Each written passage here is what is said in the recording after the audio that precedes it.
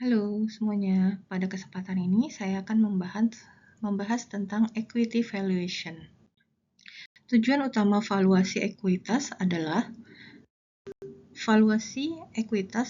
untuk menentukan nilai wajar dari suatu saham atau perusahaan. Ini penting agar investor dapat membuat keputusan investasi yang informasional dan menguntungkan. Penggunaan valuasi ekuitas digunakan oleh investor, analis, dan manajer portofolio untuk membuat keputusan investasi yang cerdas. Dengan informasi yang akurat, mereka dapat memilih saham yang potensial memberikan keuntungan. Ada dua pendekatan utama untuk valuasi ekuitas, yaitu analisis arus kas terdiskonto atau discount cash flow yang memperhitungkan nilai waktu dari uang, dan valuasi relatif atau relative valuation yang membandingkan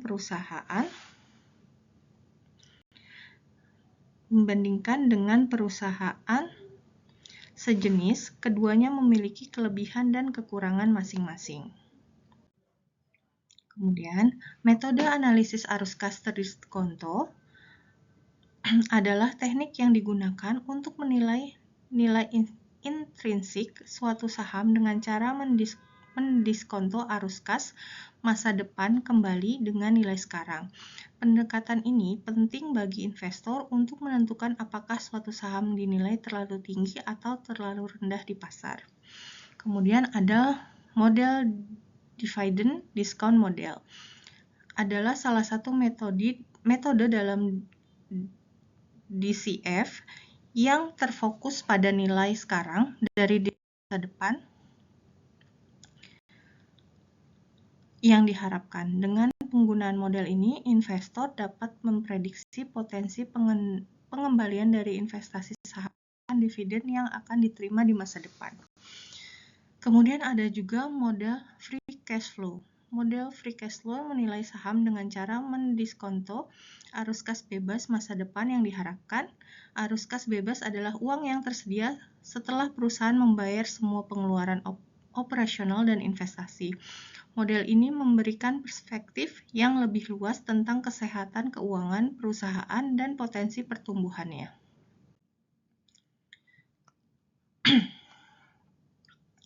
Kemudian ada valuasi relatif. Pengertian valuasi relatif adalah metode yang digunakan untuk menilai nilai suatu perusahaan dengan membandingkan dengan perusahaan sejenis dalam industri yang sama. Metode ini memberikan gambaran tentang bagaimana pasar menilai perusahaan berdasarkan parameter yang relevan.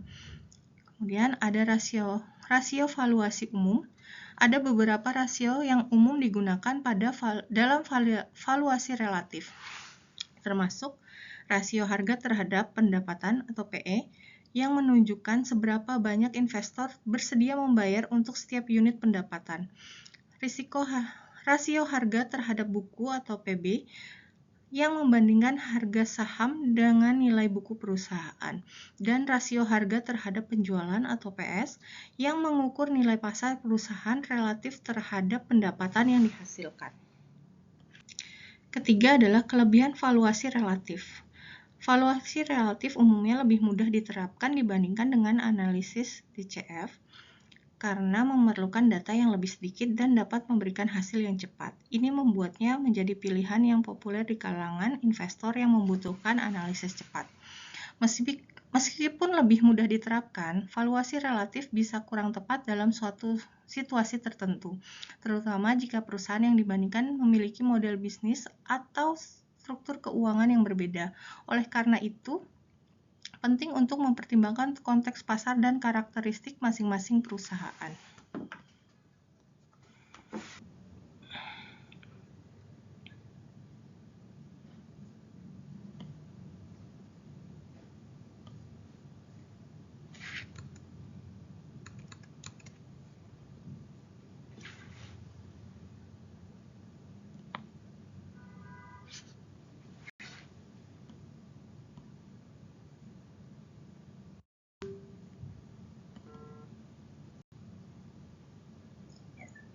Halo semuanya, contoh umum dari arbitrase untuk tetapi untuk menjual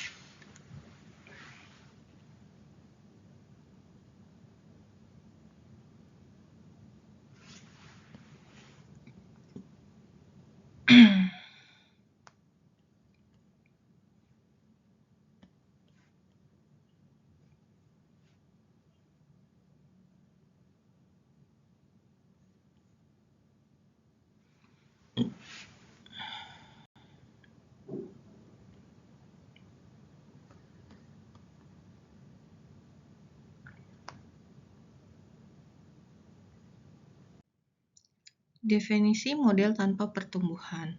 Model tanpa pertumbuhan digunakan untuk perusahaan yang tidak diharapkan untuk. Ini berarti bahwa perusahaan tersebut dipandang stabil dengan prospek pendapatan yang tidak meningkat secara signifikan di masa depan. Relevansi untuk perusahaan matang, model ini sangat cocok untuk saham dari perusahaan-perusahaan dalam industri yang matang, di mana pertumbuhan biasanya lambat dan lebih terfokus pada menjaga pangsa pasar daripada ekspansi. Model pertumbuhan konstan. Definisi model pertumbuhan konstan adalah pendekatan analitis yang digunakan untuk memperkirakan nilai suatu saham berdasarkan proyeksi dividen masa depan. Model ini berasumsi bahwa dividen akan mengalami pertumbuhan yang stabil dan konstan selamanya. Penggunaan asumsi pertumbuhan dividen, model ini mengasumsikan bahwa dividen yang dibayarkan oleh perusahaan akan tumbuh pada tingkat yang tetap, tanpa fluktuasi. Ini berarti investor dapat mengharapkan pengembalian yang dapat diprediksi dari investasi mereka. Penggunaan dalam penilaian saham, model pertumbuhan konstan yang paling efektif digunakan untuk menilai saham dari perusahaan yang telah mapan dengan riwayat dividen yang stabil. Ini memberikan cara yang jelas untuk menentukan nilai intrinsik saham berdasarkan ekspektasi dividen di masa depan. Relevansi untuk investor. Bagi investor, memahami model pertumbuhan konstan penting untuk membuat keputusan investasi yang terinformasi. Ini membantu dalam mengevaluasi apakah saham tertentu layak dibeli berdasarkan proyeksi dividen dan pertumbuhan. Yang kelima adalah keterbatasan model. Meski model ini sangat berguna, ada keterbatasan. Misalnya model ini tidak mempertimbangkan perubahan ekonomi yang dapat mempengaruhi pertumbuhan dividen dan hanya cocok untuk perusahaan dengan riwayat dividen yang konstan.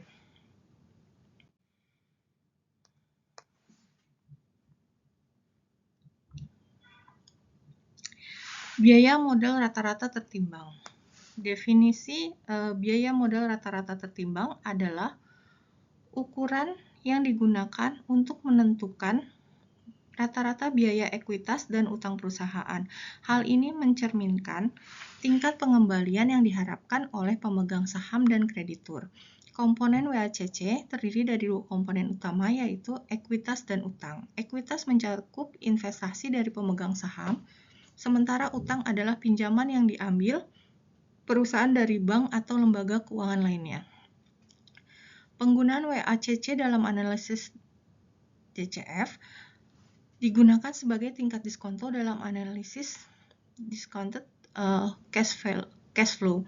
Ini berarti bahwa WACC digunakan untuk menghitung nilai sekarang dari arus kas masa depan yang diharapkan, memberikan gambaran tentang nilai perusahaan.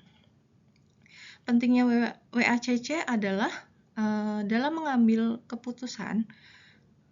pengambilan keputusan investasi. WACC yang rendah menunjukkan bahwa perusahaan memiliki biaya modal yang lebih efisien yang dapat meningkatkan nilai perusahaan.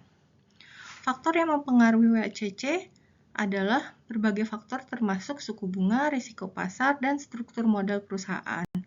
Perubahan dalam faktor-faktor ini dapat mengubah biaya modal secara signifikan.